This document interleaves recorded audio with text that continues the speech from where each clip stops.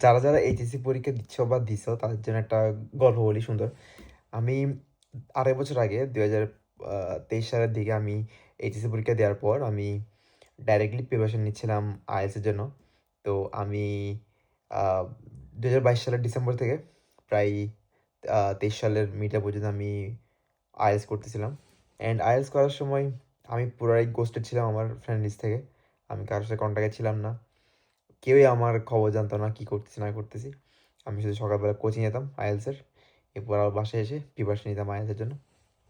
So প্রায় ৬ মাসের মতো আমি পুরাই গায়েব ছিলাম।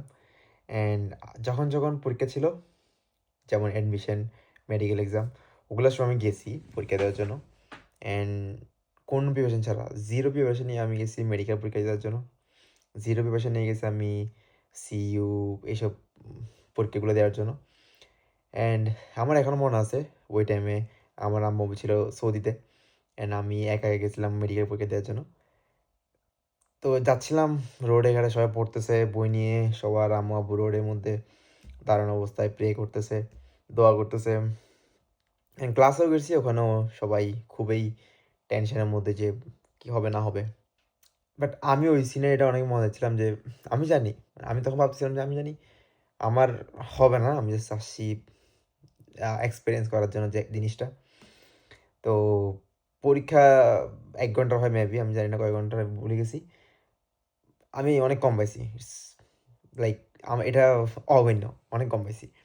তারপর গেলাম সিইউতে, ওখানে অনেক নতুন অনেক ফ্রেন্ডের সাথে দেখা হয়েছে ওখানে। অ্যান্ড সবাই বলতেছে, "কিরে এতদিন পর তুই কোত্থেকে?" কারণ আমি টোটালি গোস্টেড ছিলাম সবার থেকেই। ওখানেও সেম, আমি ভালো করিনি। আমি কারণ একটা প্রিপারেশন আমি নিই নাই কোনো সাবজেক্টের জন্য। আমি জানতাম I have to go to abroad. আমি শুধু আইএলটিএস করতেছিলাম দিন-রাত। আমি ২০২৩ সালের ডিসেম্বরে দেন আমি পাইছি ভিসা পাইছি বেলজিয়ামের। So it was a nice journey. So যারা মেইনলি ফোকাস করতেছো যে না আমি আইএলটিএস করবো, বিদেশ যাবো, then don't go for medical exam or CU exam, এসব সিইউ এক্সাম বলে, এটাকে কি জানি বলে আমার মনে নেই। সরি। ওগুলো মাথায় নাই আমার কাছে। অ্যান্ড এটাই। Just focus on one thing. ২ নৌকায় পা দিও না। You will fall, you will fall. So best of lakh.